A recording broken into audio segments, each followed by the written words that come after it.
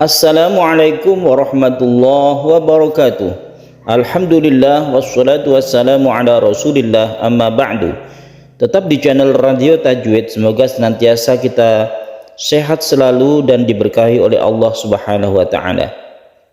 Pada kesempatan yang baik ini kita akan berlatih tartil Quran disertai dengan tajwid di surah At-Tolaq ayat 4. Mari kita simak bersama-sama. A'udzu billahi minasy syaithanir rajim.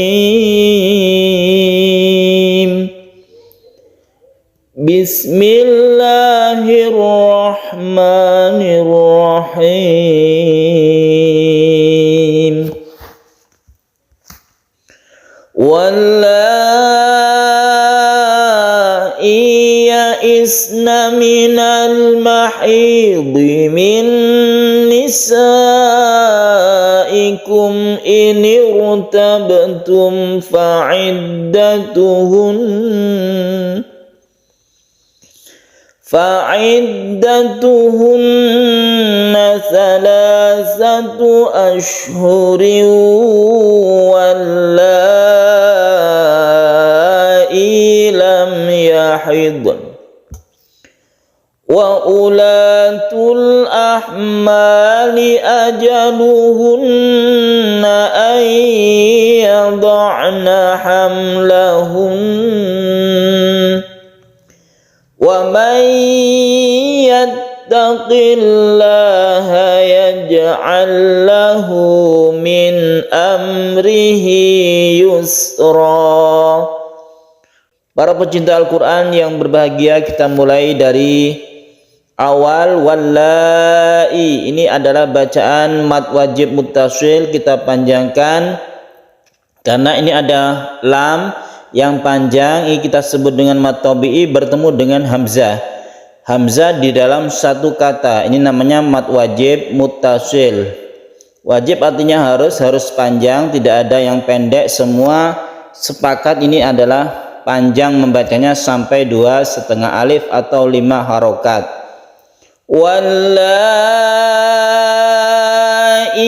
ya'isna, ini mad tabi'i. Meskipun di sini kita mengetahui bahwa ada ya bertemu ya yang kita sebut dengan idgham mutamatsilain, tapi di sini ya-nya ini bukan idgham mutamatsilain. Karena apa?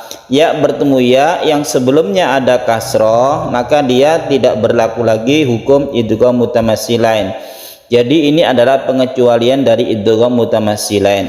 Kalau idgham mutamatsilain itu kan kita harus mentasydidkan ke huruf berikutnya, tapi kalau ini kita tidak mentasydidkan ke huruf ya. Jadi bukan wallai ya'isna, bukan, tapi ini dibaca biasa saja sebagai mad tabi'i.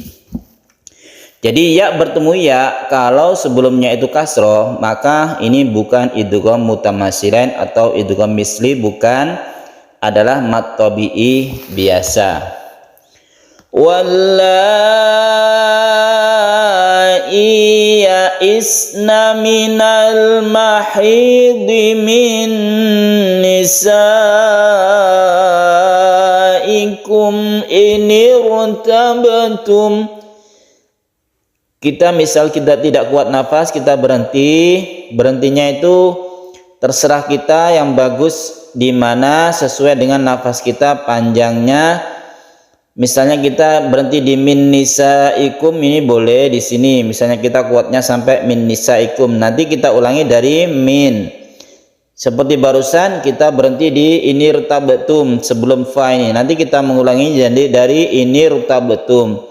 Lebih kuat lagi, misalnya kita sampai fa'iddatuhun, maka kita mengulangi dari fa'iddatuhun. Jadi mengulanginya itu dari kata-kata depan. Dari min boleh, dari in ini boleh, dari fa boleh, dari waw boleh. Jadi kata-kata depan di dalam bahasa Arab itu bagus untuk kita mengulangi atau ibtida. Minal mahidhi dot, ini ha, ini dot, ini tipis, ini agak tebal atau huruf isti'la. Minal mahidhi, al bertemu dengan mim, ini kita sebut idhar qamariyah. Kemudian nun bertemu nun idgham bi gunnah kita dengungkan. Min ini kita tahan membacanya. Nisaikum mad wajib mutasil ya. Mutasil artinya bersambung. Maksudnya adalah dalam satu kalimat. Nisaikum ini kita sebut kalimat dalam bahasa Arabnya. Dalam bahasa Indonesia itu kata. Nisaikum satu kata. Ini rotabatum. Nah, yang kita bahas sekarang ini khususnya yaitu di sini. Ini rotabatum. Sebagaimana kita ketahui bahwa kalau ada ro sebelumnya ada kasroh, maka dibaca tipis atau tarqiq ya. Tarqiq atau tipis. Sedangkan kalau yang ini ada ro sebelumnya ada kasroh.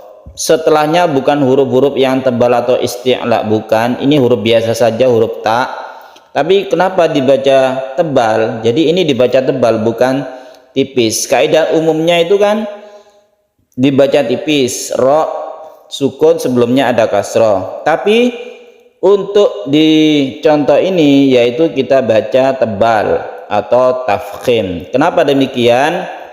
Jawabannya adalah karena sebelum ro ini ada alif yang merupakan ada huruf seperti alif ini ya. Ini merupakan hamzah wasol. Jadi ada kalau misalnya ada ro sebelumnya ada alif tanpa harokat ataupun diberi harokat, harokatnya misalnya i ya, kasroh, maka membaca roknya itu ditebalkan. Iru tabtum ya.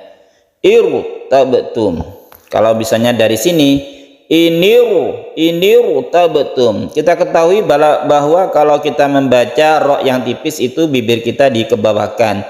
Inir tabtum, tapi bukan begitu. Ini dibaca panjang, dibaca tebal ya. Iniru tabtum. Itu menyeluruh di rongga mulut, kayaknya sampai kita mencucu itu tidak apa-apa. Iniru tabtum.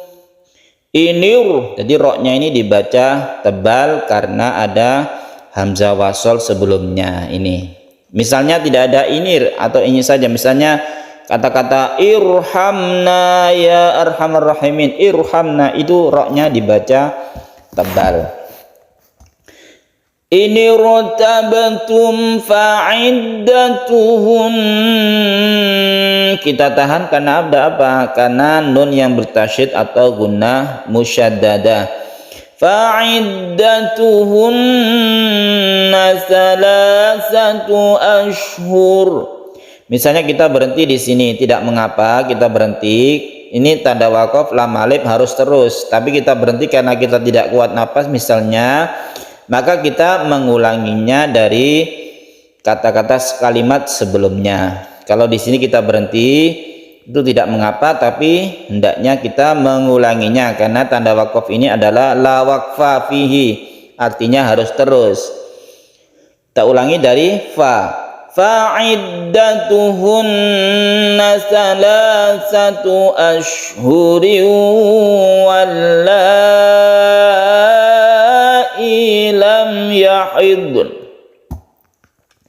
Kita tahan di sini. Ketika kita meneruskan ini ada tanwin bertemu wawu, berarti dia idgham bi gunnah. Kita baca wallahi sama dengan yang ada di depan ini. Wallahi ini mad wajib muttasil, kita panjangkan sampai 2,5 alif. Kemudian di sini ada ya haidun, ada dua sukun ya, dot dan nun. Dot ini aslinya memang tidak qalqalah dan ini memang bukan qalqalah. Ya haid. Tapi untuk memunculkan huruf nun, karena nun ini bersukun dan harus tetap ada meskipun minimal itu terdengar di suara di telinga sendiri, tapi usahakan ini sama terdengarnya. Oleh karena itu biar tidak menghilangkan nun ini, maka nun ini kita sukun dan kita perdengarkan ya haidun. Jadi seakan-akan qalqalah tapi dia munculnya itu otomatis dia itu sukun, seperti kita itu membaca qalqalah, padahal dia itu bukan qalqalah, dia itu muncul dengan sendirinya ya. Ya haidun. Jadi an-nya itu kita munculkan agar tidak menghilangkan huruf nun. Itu cara membacanya. Wallai lam yahidun. Tapi kita tidak sengaja untuk mengkolkolahkan ya, karena dia memang bukan huruf kolkolah. Yahid, yahid. Fa'iddatuhunna salasatu ashhurin wallai lam yahid. Kita berhenti karena ada tanda waqaf, lebih baik berhenti. Qaf lam ini artinya al-waqfu aula, waqaf itu lebih utama. Kita lanjutkan. Wa ulatul ahmali, wa ulatul. U-nya di sini pendek karena wawunya ini tidak berlaku hukum mat ya. Jadi wa ula. Tidak ada sukun di sini. Kalau ada di mushaf yang lain ini waw biasanya dikasih lingkaran. Ini bukan sukun, bukan menunjukkan mat, tapi lingkaran itu menunjukkan bahwa ini tidak berlaku mat. Wa ulatul. Apa perbedaannya dengan sukun? Ini cara penulisannya ya, biar kita mengetahui bersama. Kalau sukun itu tidak bundar. Ini sukun itu seperti ini menulisnya, tidak bundar seperti lingkaran, itu sukun. Kalau bundar itu berarti dia menunjukkan huruf itu tidak digunakan untuk mat atau tidak digunakan untuk cara bacanya, tapi dia itu hanya tanda tulisan dan diberi tanda lingkaran itu untuk menunjukkan dia tidak digunakan. Jadi ini pendek. Wa ulatul ahmali ajaluhunna ayyada'na hamlahun. Ingat, kita kalau membaca gunnah baik wasol maupun waqaf, gunnah itu tidak terpengaruh, jadi tetap kita membacanya gunnah. Contohnya ini ketika waqaf, kita waqafkan, maka bacaan gunnahnya tetap hamlahun, hamlahun. Jadi gunnahkan atau tahan membacanya hun. Kalau tidak ada tanda tasdid, hamlahun biasa. Tapi kalau ada tanda tasdid, maka kita bacanya itu didengungkan meskipun waqaf. Wa ulatul ahmali ajaluhunna ayyada'na hamlahun.